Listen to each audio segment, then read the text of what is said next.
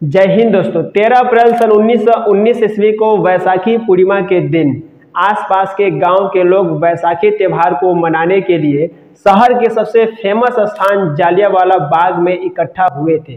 तकरीबन यहां 20,000 के तादाद में लोग उपस्थित थे, जिसमें बच्चे, बूढ़े, युवा और महिलाएं भी शामिल थे। आमतौर पर यह त्यौहार पंजाब में रबी फसल के कटने के बाद ही मनाया जाता है।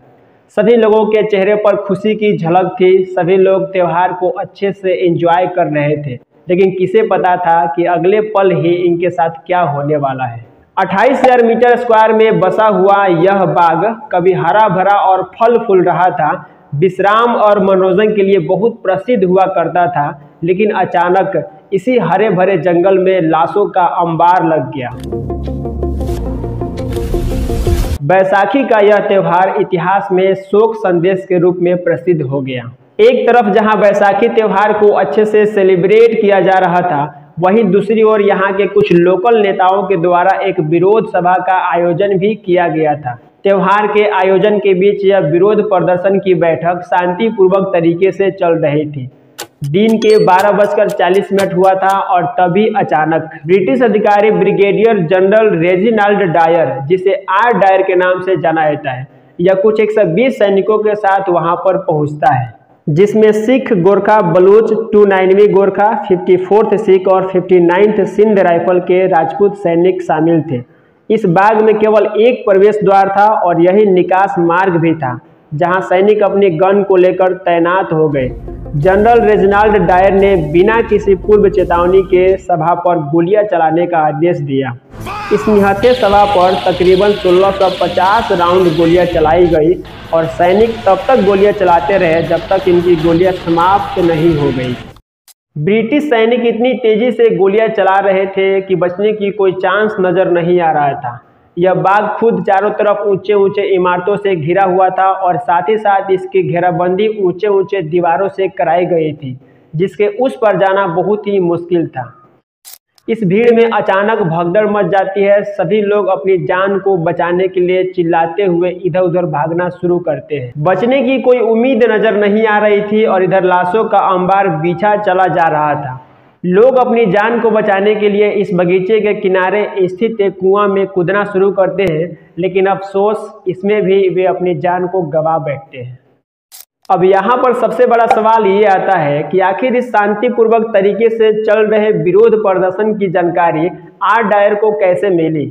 अब यहाँ पर कुछ इतिहासकार नाम लेते हैं एक ऐसे भारतीय जासूस की जो ब्रिटिश चमचागिरी के चक्कर में अपने ही भारतीय लोगों के साथ गद्दारी कर बैठा। अब इसकी चर्चा हम इसी वीडियो में आगे करेंगे। आइए पहले इस वीडियो में हम समझते हैं कि आखिर ऐसे कौन कौन से कारण थे जिसके कारण यह विरोध सभा को शुरू किया गया था और इस ब्रिटिश के द्वारा ये शर्मनाक निंदनीय अपराध को किया गया था, जो इतिहास में एक शोक संदेश के रूप में याद किया जाता है। तो अपने कहानी की शुरुआत होती है दोस्तों सन 1914 ईस्वी से, यानी फर्स्ट वर्ल्ड वार के समय से।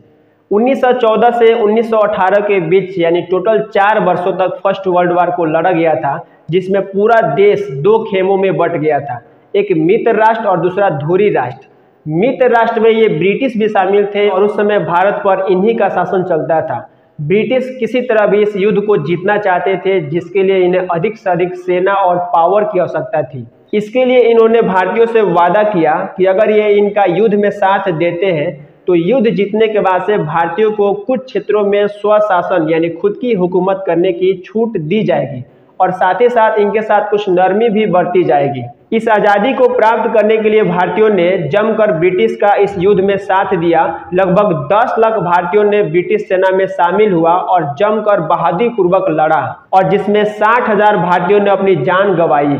और इसके साथ साथ इस युद्ध में जितने भी पैसे खर्च हुए, जैसे सेना के लिए भोजन उपलब्ध कराना, उनके लिए गोला बारूद हथियार वगैरह खरीदना, ये सारे खर्च भारतीयों ने अपने पैसे से किया और इसी कारण एक बहुत बड़ा आर्थिक संकट भी उत्पन्न हो गया था। अब यहाँ पर हम लोग फर्स्ट वर्ल्ड वार की चर्चा नहीं कर रहे हैं, इसकी चर्चा कभी अन्य किसी वीडियो में हम लोग कर लेंगे। और हुआ क्या, जैसा कि आपको भी पता है कि अंग्रेज के द्वारा किया गया प्रॉमिस और पानी पर खींची हुई लकीर, इन दोनों पर किसी पर भी भरोसा नहीं किया जा सकता है। और यही हुआ भी। युद्ध जीतने के बाद से ब्रिटिश अपने वादे से मुकर जाते हैं। अब अंग्रेज के द्वारा दिया गया इस प्रकार का धोखा ने भारतीय के दिलों में आज़ादी के लिए एक लहर को दौड़ा दिया। साल 1919 ईस्वी तक भारतीय के दिलों में राष्ट्रीयता की भावना बहुत तेजी से फैलती चली जा रही थी। अंग्रेजों को डर लगा कि कहीं ऐसा न हो कि 1857 की क्रांति जैसा फिर से भारत में विद्रोह हो जाए।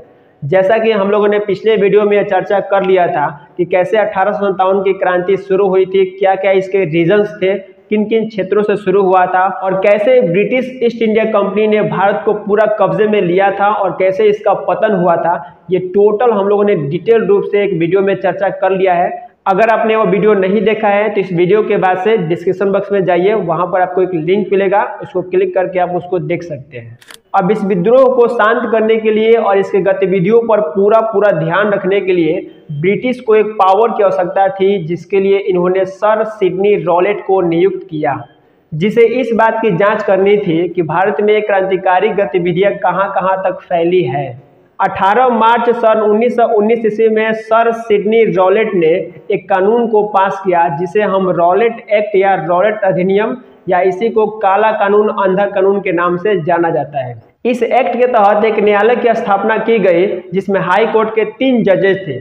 और कमाल की बात यह है कि इस न्यायालय में ऐसे ऐसे कानून को पास किया गया जो पूरी तरह से इलीगल था, यानी वैध नहीं था। इसमें ऐसे नियम को पास किया गया कि किसी भी व्यक्ति को बिना अपराध के, बिना किसी दोष के उसे गिरफ्तार किया जा सकता है। और कमाल की बात यह है कि वो व्यक्ति अपने बेगुनाही साबित करने के लिए कहीं भी किसी प्रकार के अपील दलील पेश नहीं कर सकता है।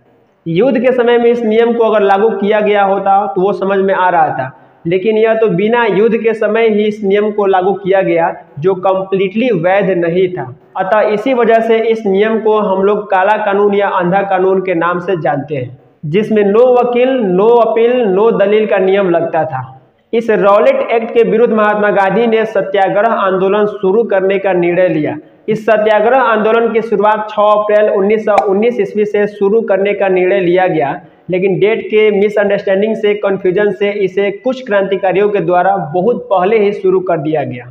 देखते ही देखते यह विद्रोह कलकत्ता, बम्बे, दिल्ली, अहमदाबाद जैसे स्थानों पर भयानक हिंसा का रूप ले लिया और खास करके अमृतसर और लाहौर में तो स्थिति पर नियंत्रण पाना मुश्किल हो गया था। और जैसा कि आपको भी पता है कि महात्मा गांधी अहिंसा के बहुत बड़े पुजारी हैं, अतः इन्होंने पंजाब जाकर और उस हिंसक विद्रोह को शांत करने की सोची, लेकिन ब्रिटिश इन्हें पंजाब नहीं जाने देते हैं और इन्हें बॉम्बे वापस भेज देते हैं। यहाँ पर एक बात ध्यान देने वाली है कि अगर महात्मा गांधी को पंजाब जाने दिया गया होता तो इतना बड़ा नरसंहार यानी ये हत्याकांड नहीं होता। वह विद्रोह को महात्मा गांधी कैसे भी करके शांत कर देते।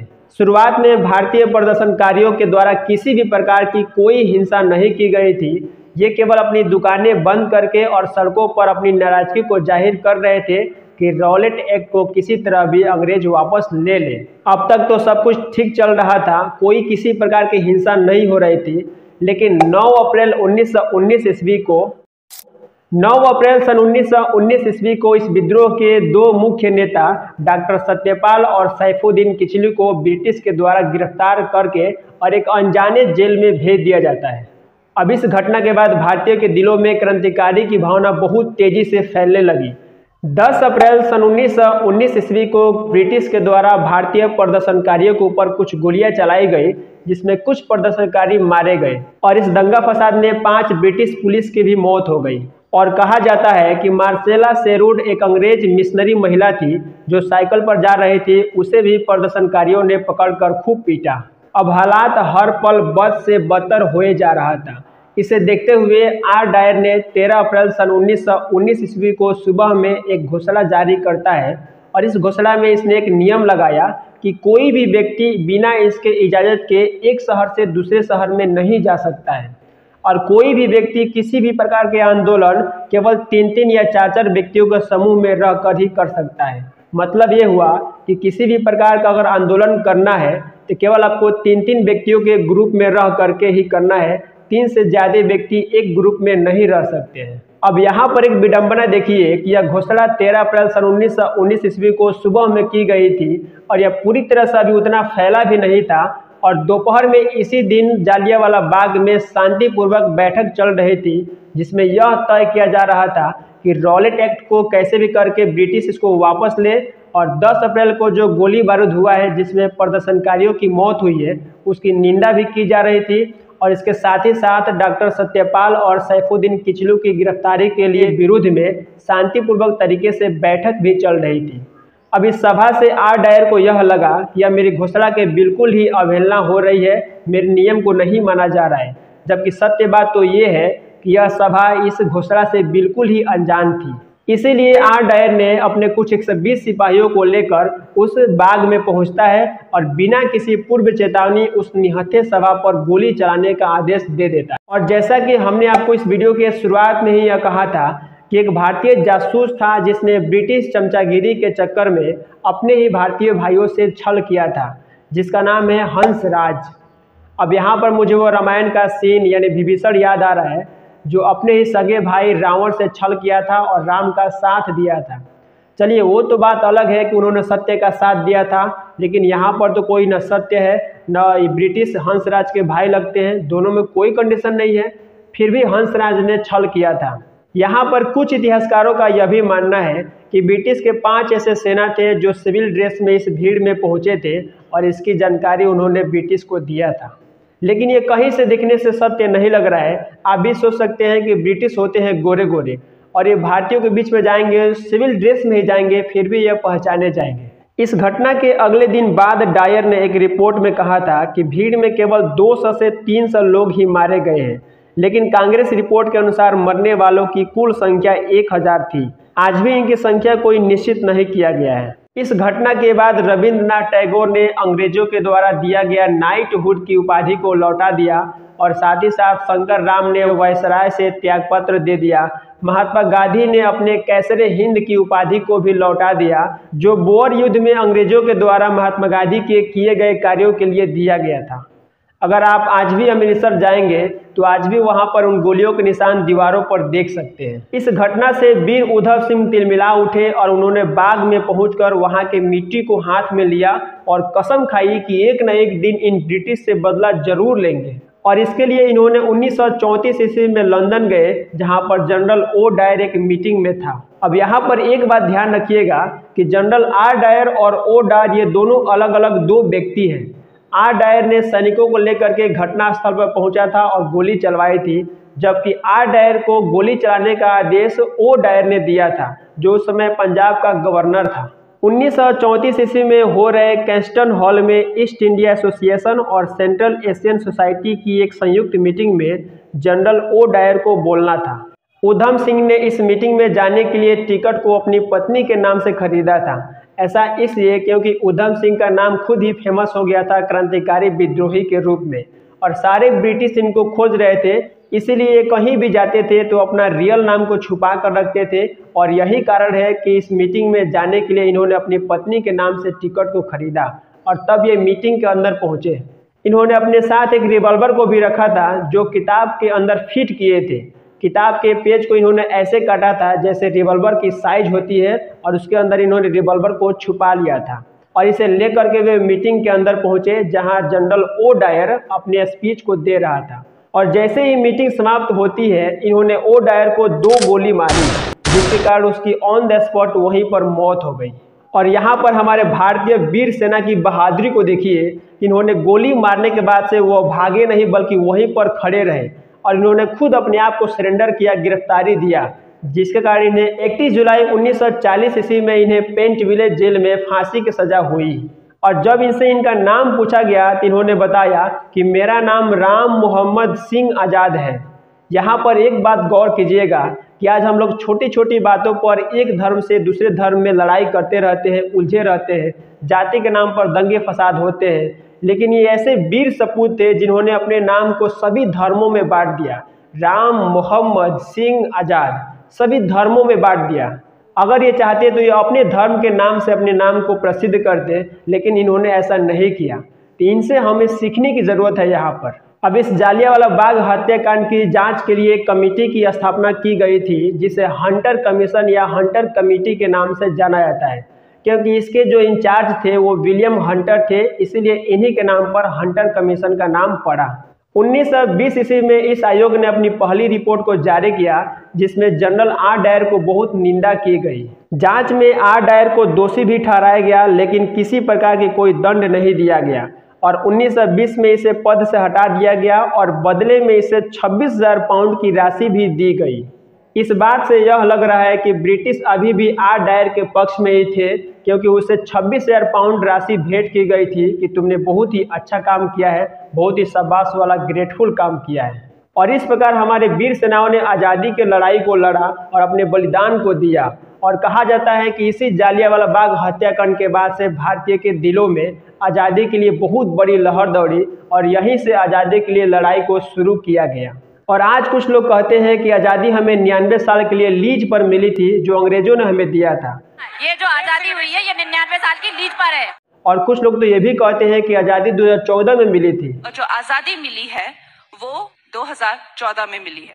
मैं इन लोगों से सीधा यह कहना चाहूँगा कि तुम लोग को थोड़ी भी शर्म है कि जिस देश में रहते हो उसी देश पर तुम उंगली उठाते हो, और वो भी ऐसे ऐसे बात कहते हो जिसका कोई भी बेस नहीं है। ऐसे लोगों को मैं एक ही सलाह देना चाहूँगा कि थोड़ी सी अकल पे काम किया करो, किताबें पढ़ा करो और देश के बारे में सोचा करो, देश को आगे बढ़ाने के बारे में सोचा करो। इतना सेल्फिश मत बन जाओ किसी पार्टी या अपने खुद के प्रचार के लिए कि मरने के बाद तुम्हें दुनिया लानत की नज़र से देखे। आई होप आपको ये वीडियो पसंद आया होगा। मिलेंगे फिर ऐसे नेक्स्ट वीडियो में किसी नेक्स्ट फैक्ट के साथ। तब तक के लिए जय हिंद।